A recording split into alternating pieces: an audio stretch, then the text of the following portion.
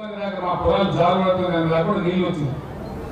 నీళ్లు తెచ్చినాం, చెరువులు బాగు చేసినాం, కరెంట్ 24 గంటలు ఇచ్చినాం, రైతు బంధించినాం. ఎవరైనా రైతు దురదృష్టం కొద్ది చనిపోతే 5 లక్షల రూపాయలు వారు తిరిగే లోపల వాళ్ళకి జమ అయ్యేటట్టు చేసినాం. ఆ కుటుంబం రోడ్డు మీద పడ్డదని.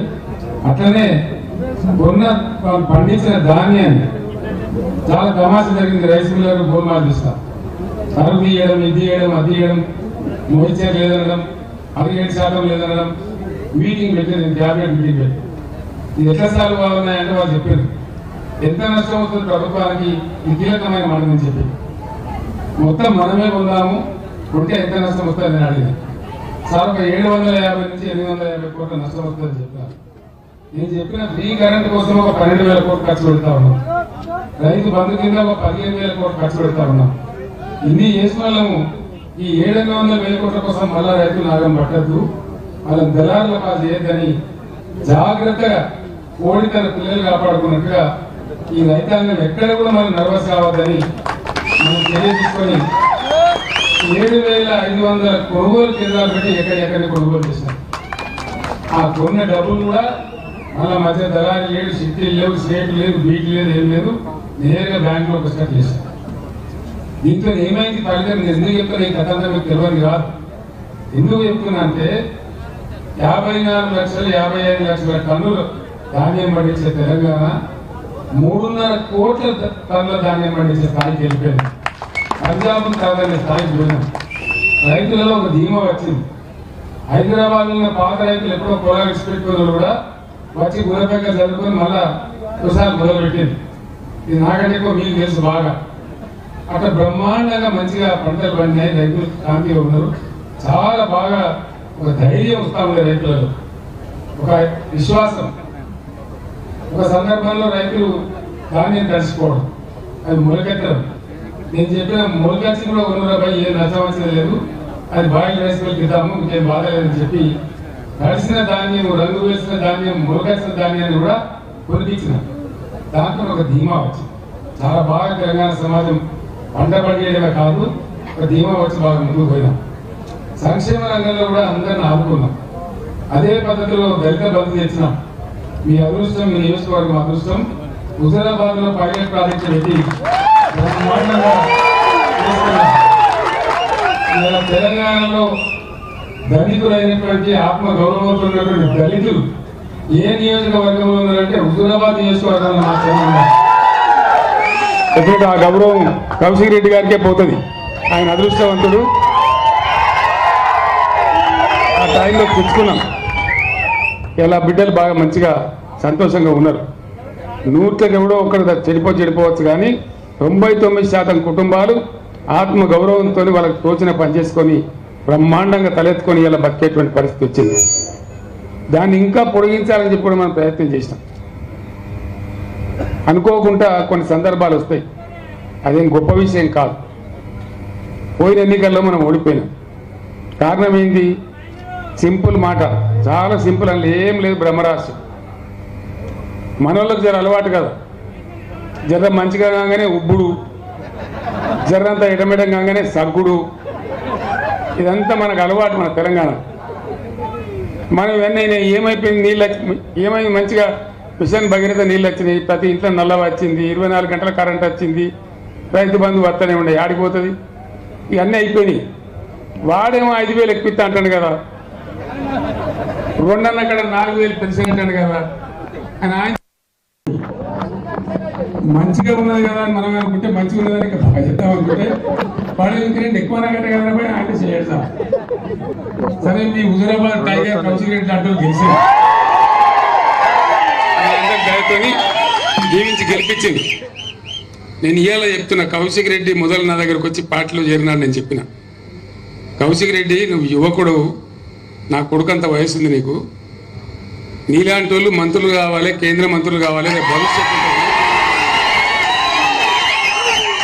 నీకు మంచి భవిష్యత్తు ఉంటుంది. నువ్వు ఇవాళ బై ఎలక్షన్కి ఆరాటపడకని చెప్తే ఆయన ఊకున్నాడు, నా మాట మన్నించి. నేను ఎమ్మెల్సీ చేస్తా అని చెప్పిన. అప్పుడు సీన్ను పెట్టుకుని నువ్వు గెలిచి ఆయన బాగా కొట్లాడిండు. తెలంగాణ ఉద్యమంలో నాతో పాటు ఉండి అనేక సార్లు జైలుకు పోయిండు, కొట్లాడిండు. విద్యార్థి నాయకుడు. ఒక ఉద్యమ నాయకుని పెట్టుకుందామని తీసుకొని పెట్టినాం. సరే దురదృష్టం అప్పుడు గెలవలే. నేను చెప్పిన ప్రకారమే కౌశిక్ రెడ్డి గారు నేను ఎమ్మెల్సీ చేసిన, గవర్నమెంట్ విప్ చేసిన, మళ్ళీ మీరు కౌశిక్ రెడ్డిని ఎమ్మెల్యే గెలిపించి నాకు ఇచ్చినారు. ఇవాళ మీ అందరికీ కూడా నేను ధన్యవాదాలు తెలియజేస్తా ఉన్నా. ఈ నియోజకవర్గానికి మీకు డోకా లేదు. ఇది టెంపరీ సెట్ బ్యాక్. రాజకీయాలలో ఉండే వాళ్ళకు ఒక నిబ్బరం, ఒక ఇది ఉండాలి. ఏంది మేము గెలిస్తేనే లెక్క లేకపోతే లేదు అని ఎప్పుడు అనుకోవద్దు. ప్రజల కోసం పనిచేయాలి, ప్రజల జీవితంలో ఉండాలనుకున్న వాళ్ళు గెలిచినా ఓడినా ప్రజల కోసం పనిచేస్తూనే ఉండాలి. That is politics. ఒకసారి ఓడుతాం, ఒకసారి గెలుస్తాం, అది పెద్ద సమస్య కాదు. నేను ఇలా చెప్తా ఉన్నా మీకు. తిరిగి వచ్చిన తర్వాత ఇంకా 5 రోజులు పోవాలి నేను. తెలంగాణ మళ్ళీ ఇప్పుడు మర్రబడ్డది అయిపోయింది, తెలిసిపోయింది కదా. మొదటి దెబ్బనే పడే రైతు బంధు మొన్న ముఖ్యమంత్రి పోయి నేను 9 తారీఖులో కూడా మొత్తం ఎత్తా అంటాడు. ఏది పంటలు కోసి పంటలు వచ్చి జోకుతుండ్రు దిక్కు. నాటేసేటప్పుడు ఇస్తాడా, ఎవడన్నా జోకేటప్పుడు ఇస్తాడా? అంటే ఎంతపాటి పరిపాలన. ఇంకొక మాట, ఇలా పేపర్ చదివితే నిజంగా నా కళ్ళలో నీళ్ళు వచ్చినాయి. జాతీయ స్థాయిలో అంతర్జాతీయ స్థాయిలో చాలా కష్టపడి రాష్ట్రం యొక్క గౌరవాన్ని పెంచినాం. ఐటీ రంగంలో కానీ పరిశ్రమల రంగంలో కానీ బ్రహ్మాండమైన పెట్టుబడులు వస్తూ ఉండే తెలంగాణకు. నరేంద్ర మోడీ కూడా అసూయపడేంత పెట్టుబడులు వస్తూ ఉండే. ఇవాళ చదివితే ఓ 1000 కోట్లు పెట్టుబడి పెట్టే కంపెనీ మద్రాసుకి వెళ్ళిపోయింది, తమిళనాడు రాష్ట్రానికి వెళ్ళిపోయింది. ఇవాళ చూస్తే అల్యూమినియం అండ్ ప్లాస్టిక్ ఇండస్ట్రీకి కరెంటు కోతలు పెడుతున్నది ప్రభుత్వం. రోజుకు 5-6 సార్లు ట్రిప్ అవుతున్నది. వాళ్ళ మధ్యలో ప్రాసెస్లో పని ఆగిపోయి వాళ్ళు పెదవి విరుస్తున్నారు. ఇక తెలంగాణ లాభం లేదు, వెళ్ళిపోవాలనుకుంటున్నారు అని చెప్పి వార్త వచ్చింది. నాకు చాలా బాధ కలిగింది, చాలా దుఃఖం కలిగింది.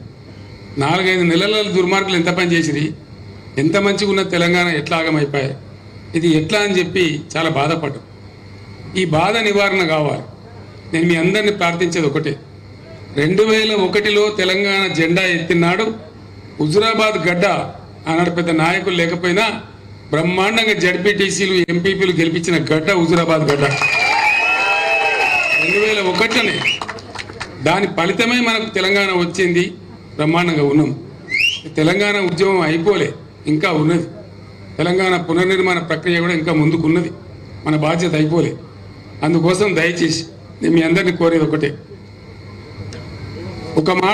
మాట చెప్తాను మీకు. నేను ఇంత జల్దీ 4-5 నెలల్లోనే ప్రజల నుంచి ఇంత వ్యతిరేకత కొనుక్కున్న ఈ ప్రభుత్వం కొసముట్టే ప్రభుత్వం కాదు. రెండవది, 100% నేను మీకు చెప్తా ఉన్నా, మీరు నా మాట మీద విశ్వాసం ఉంచండి.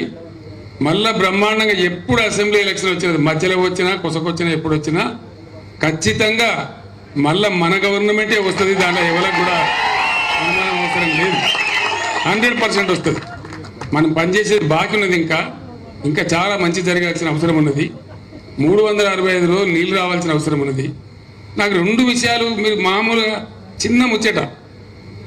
9 ఏళ్ళు బ్రహ్మాండంగా వచ్చిన కరెంటు ఎందుకు వస్తలేదు? నడిచిన తోవే కదా. మీరు కొత్తగా గడపార్లు పడి తవ్వేది లేదు, బాయిలు తవ్వేది లేదు, పుడికలు తీసేది లేదు. నడిచినట్టు నడిపితే అయిపోయేది కదా. కొత్తలేదు కదా, కోతాడు కదా, కోతలు పడుతున్నాయి కదా. మంచినీళ్ళు ఎందుకు మాయమైనా నాకు అర్థం కాదు. మిషన్ భగీరథ మళ్ళా బిందెలు బట్టి మోసుడేంది? ఇంతకన్నా దుర్మార్గం ఉంటుందా? దవాఖానాలు మంచిగా చేసినాం, ఫస్ట్ క్లాస్గా చేసినాం.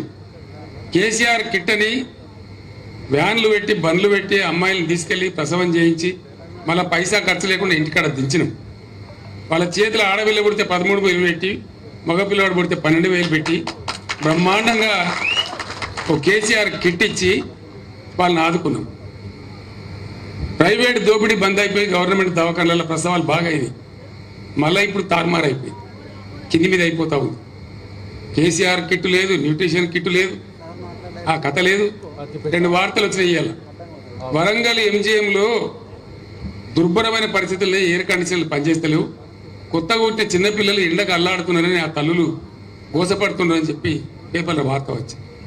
అట్లనే ఆదిలాబాద్ జిల్లా రిమ్స్లో కూడా చాలా దారుణంగా ఉన్నది. చచ్చిపోయిన పీనుగులు దుర్వాసన పడుతున్నాయని చెప్పి మార్చిలు చేయాలంటే డాక్టర్లు భయపడుతున్నారని వార్తలు వచ్చింది.